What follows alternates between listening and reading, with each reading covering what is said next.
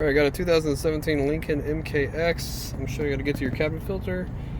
It's located behind the glove box. Go open it up. The first thing you're going to need to do is disconnect this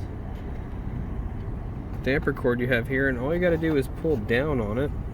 Okay, and you're going to disconnect the whole bracket, okay, not just the cable. Okay, just like that. Go ahead and let it go, and then the glove box right here has these stoppers. All you're gonna do is push them up, get them out of the way.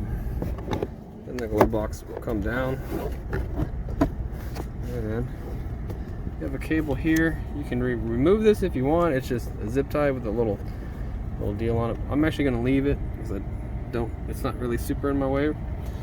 But the cabin filter is located behind this door. You're gonna have to take these Phillips screws out first, then remove the door. Alright, so I got the Phillips screws loose. Just take them out.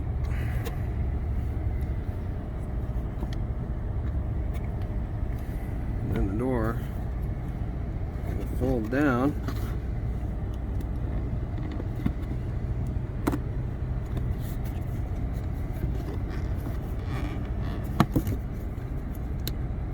At least it should fold down. You gotta unlatch it right here. These little latches right here. You have to push them out. Then it'll unfold down. And there's the filter there. Just notate the airflow direction when you get your new one, which I'll leave you a link down in the description box for a new one. And there's your cabin filter here. This one's pretty dirty. You're gonna need to replace this one. Don't have a new one, but go ahead and order one. Just replace it just like you took it out.